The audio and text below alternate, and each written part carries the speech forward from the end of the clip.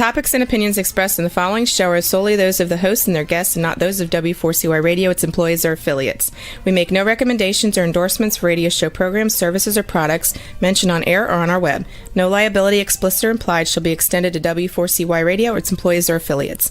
Any questions or comments should be directed to those show hosts. Thank you for choosing W4CY Radio. Welcome to the Ask the Expert show on W4CY Radio and Talk4 TV, where we bring you educational information from top local experts in the fields of legal, health, financial, and home improvement. Now sit back and listen to experts in family law, association law, hearing loss, business brokers, home care, along with many other topics. Now here are your hosts, Steve-O and Sophia. Hey, good morning, Dallas, Texas, my old hometown. Welcome to another Ask the Experts. This is our 16th year. Gosh, you know what? In the next 2 months, it's going to be 17. And I'm so used to saying 16. I hope I'll be able to get that out. Hey, I got to tell you, this show we're getting ready to do now, when they came on with us probably about 6 months ago, I was mesmerized. I do 30 shows a month, and for a show to really grab my attention the way this is, we're talking about functional medicine. And I'm telling you, our expert, Dr. David Morcom, is one of the refreshing, most intelligent expert we've ever had on our show. Let me welcome you to the show. His clinic is Integrative Wellness FX. Dr. David Morcom. Good morning, David. Good morning, Steve-O. Thanks for having me again. I'm always looking How about that for an opening? That's pretty good. I appreciate that. You know, I've been doing this a long time, and I'm just happy to share all the knowledge and wisdom I've gained over the years. You go into areas that I am telling you, we have never discussed on the show before. And that's why I'm always so intrigued when you come on. Listen, I buy the numbers that we're starting to get on your show. We're getting so many new people. Tell people about Integrative Wellness FX. Yeah, Integrative Wellness is a functional medicine clinic based out of Dallas, Texas. We do telemedicine, so we see people all over Texas, and we just deal with complex chronic disease of all sorts. We're trying to address the root cause. We're not trying to just put people on supplements or extreme diets. We may do that for a short period of time just to fix and reset the problem, but we want to put people back into their lives so they have resilience to the world. They don't need to be taking a bunch of supplements just to feel good. So we just believe that everything's interconnected. And so, you know, we've been talking about a lot of cool subjects here.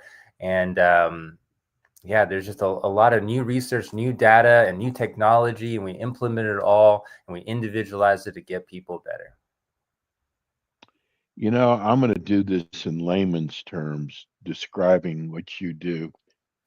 There's so many people who will say, you know, I know there's something wrong. Something is going on in my body. I went to the doctor. It was difficult to explain because I don't really know. I just know there's something not right. And the doctor runs all these blood tests and says, you know, everything's normal. But you know something's wrong. Then you go to Integrative Wellness FX. And it's a whole new world. That's layman's terms for what you do. Yeah, it's a common story of how people get here, definitely. And I think when you aren't getting answers and you're being told that there are no problems, but you're feeling in your body and you're feeling tired, you're not feeling your past self, you know that there's something going on, and you just need to dive deeper. A lot of the labs that are done in the allopathic realm are more superficial, and they're looking at maybe hormones and thyroid issues, for example, which is great. But, you know, why are the hormones imbalanced in the first place? What's causing dysfunction in the thyroid? And functional medicine, that is the question, is why is that actually happening? Because there is a reason, whether I'm smart enough, whether your doctor's smart enough to figure it out, it's going on. And it's really, do we have the clinical expertise and intuition to know and recognize that pattern? And also, do you know what labs to be able to draw? And there's these advanced functional medicine diagnostics that are much more advanced than we've ever gotten before, that isolate and tell us at a biochemical level everything that's going on, exactly what's causing inflammation in the body. And we do that as our baseline. So we know that from the very beginning by our second appointment. So we can just really, no guessing involved, really. We just see what's happening and we start addressing the problem. David, we received a letter, a new listener to your show about 3 weeks ago, and I think this is probably pretty common. Now, we have I would say, a more mature audience. So we had a lady who contacted us that she said, I'm going to go back and listen to your show with David again. But here's my problem. She's 70 years old. She barely eats anything, David. Now, I'm not asking you to diagnose or anything, but I Sure. bet you have people like this. She doesn't get a lot of sleep. She's most concerned is because said, I eat like a bird, but gain weight when I should be losing weight. Yeah. Is that pretty common? Well, it's pretty common because I think some people are still stuck in the old paradigm that, the calories in are what determine your weight. And it's really much more complex than that. And really, we understand that there's something that's causing inflammation in the body. And when there's inflammation, your body makes cortisol, which is that fight or flight hormone. Yes.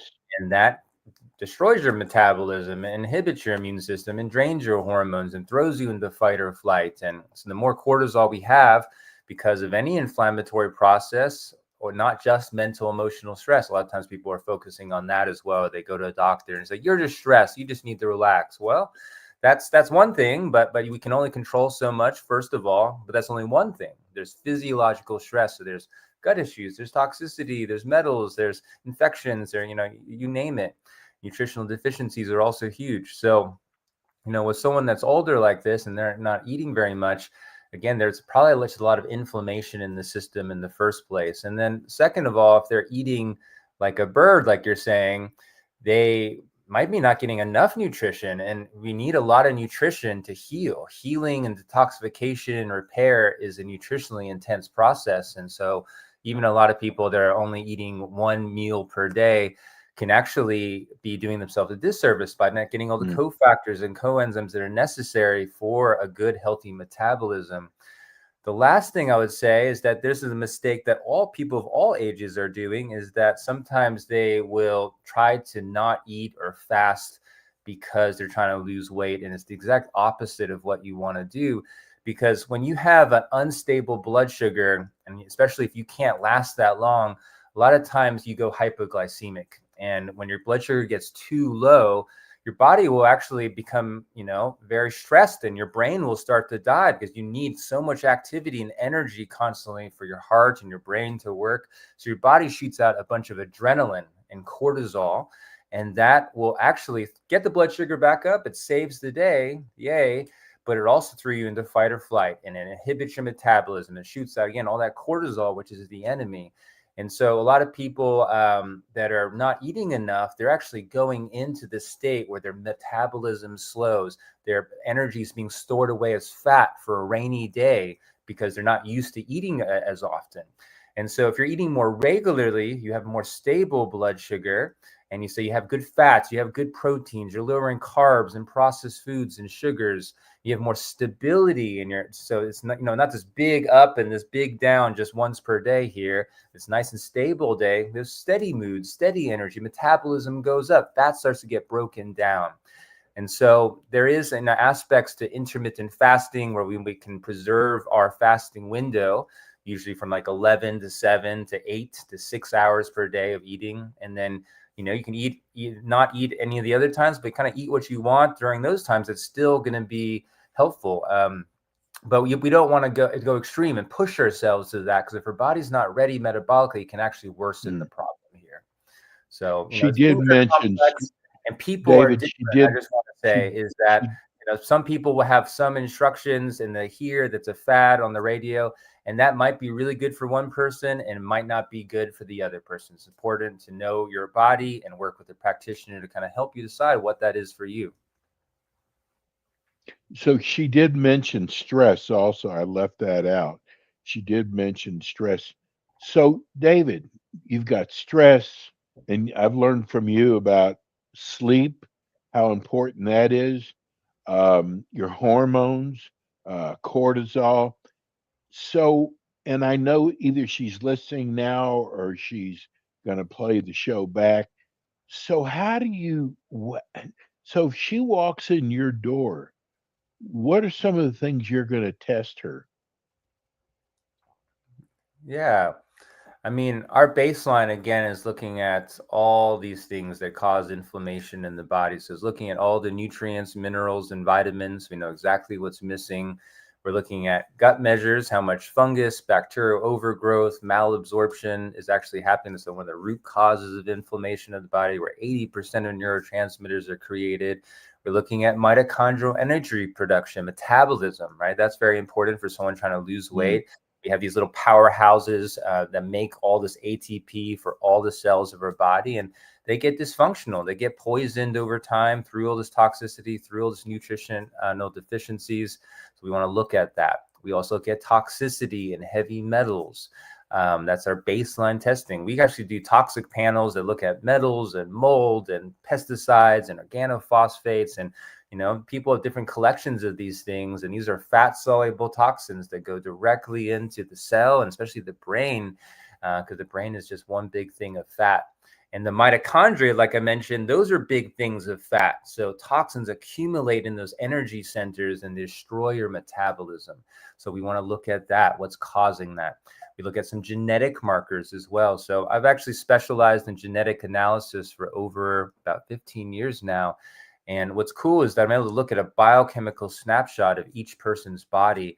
And so that is the testing that I just mentioned, the actual reality of what's going on right now. That's the most important.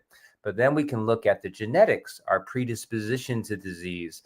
And what I see is that a lot of the people that are sick today simply just have these dysfunctions, little kind of minor mutations in certain pathways of detox or repair or healing in some way. And we can see what those are now and be able to say, you need to eat more of this food, or you need to do this kind of exercise, or you need to take this supplement. And that can minimize all the kind of downstream effects of that harm. So we look at some basic genetics like MTHFR as well, which a big part of our population have. So that's our baseline normal functional medicine diagnostics, but we combine it with all the normal blood work too, the full thyroid, full hormone, but a lot more in depth as well. I got to ask this. I do not want to make this show political, but we must have gotten 10 letters in. What's happened is, David, our listeners really are migrating towards you. They love your information. They love uh, hearing how you treat different things. I got 10, at least 10 letters asking, what did you think about um, Kennedy's about autism and Tylenol? What did Yeah. you think? What did you think about that? Yeah, that's a huge subject right now, online, social media. And, funny from a functional medicine perspective, this is old news, and these are things that we have learned Oh, about really? a long time ago. And the research it's not even just one data point here. There's many, many articles that have talked about the potential of toxicity of acetaminophen and concerns.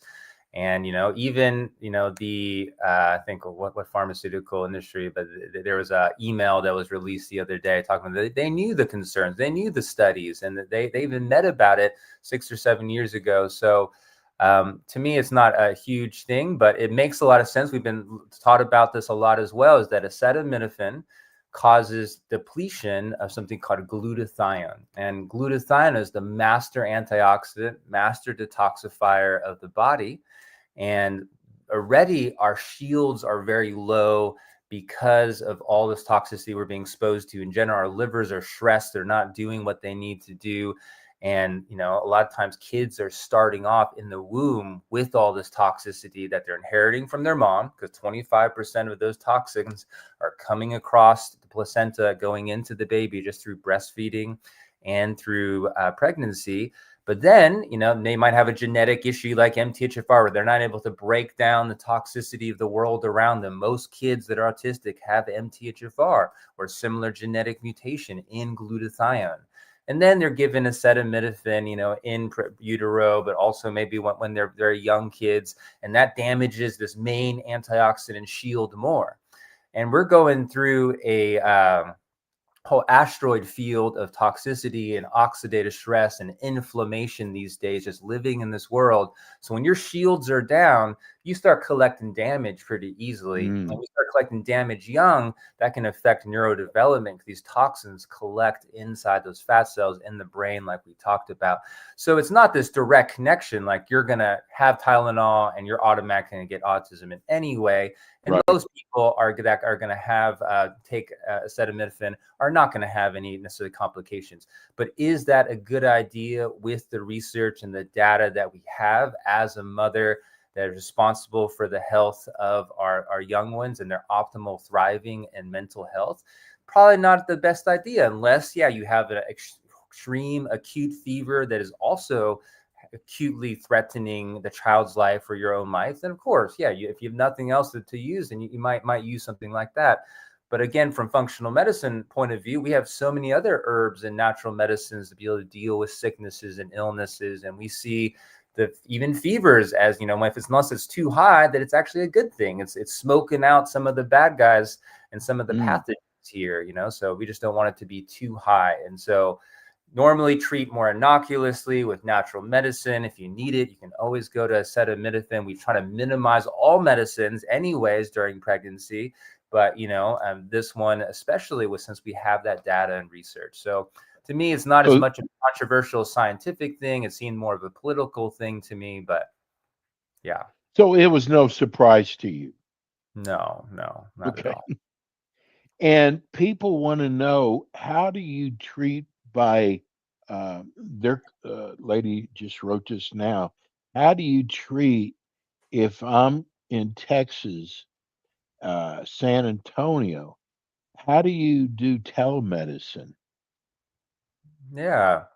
So a lot of clinics, even within the allopathic realm, do telemedicine these days. And so we're able to just meet over the computer. You have all your paperwork and questionnaires filled out beforehand. You're onboarded by my admin staff. And then we do a full assessment and workup, and we go into treatment even as well, lifestyle, diet, supplements. For example, we order labs at the end of the appointment. Supplements are sent directly to your house to get started, but we also will get labs, and those labs are done through a place called Any Lab Test Now. They're in every major city. We also have mobile phlebotomy to even come to your house to get that drawn.